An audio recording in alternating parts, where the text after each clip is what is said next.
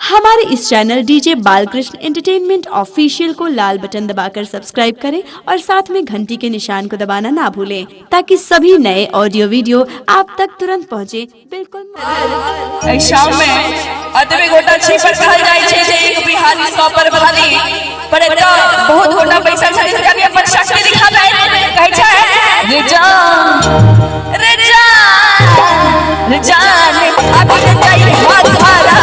दोबारा वाले रे जान अभी जाई हाथ धारा दोबारा वाले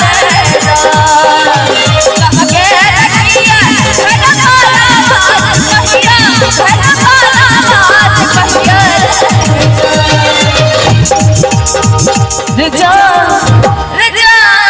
रे जान अभी जाई हाथ धारा दोबारा वाले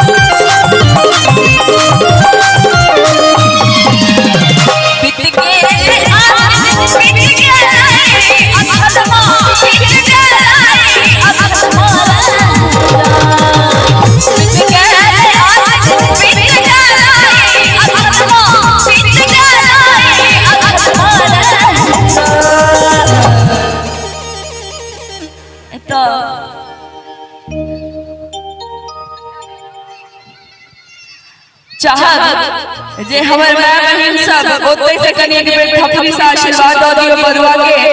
चाहत जे सब गोटा कनी थपड़ी बजा के बरुआ के आशीर्वाद द दियो। हां किछो कहले भी सब आशीर्वाद आइ नहीं देता किया से पूछियो माय बहिन के हाथ तीने बेर उठै छै एक बेर रौना मैया के आगू में हे रौना दोसर बेर चौरचन पावन में दौड़ी ल क आ तेसर बेर जखन गांव घर में बाबा झगड़ा होय छै कहै हे बजरंगबली ओय भोगिया के उठा लेकिन एत संगीत सभा छै अपन पार्टी के लेल कनी एक बेर हम सब ताली बजा दियो और नहीं वाह बजा देले हम छी त अहाँ के सब कुछ भेटत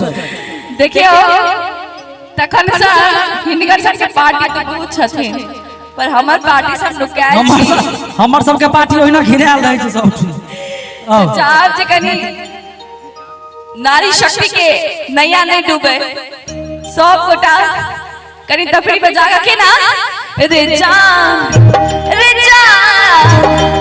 रे जान कटनी चटबई बड़रवा रे जान कटनी चटबई बड़रवा रे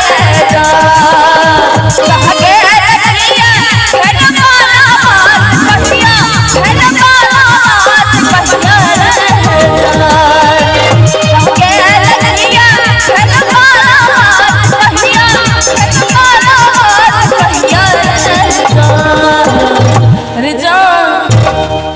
हेलो बउआ सब तू ही सब करना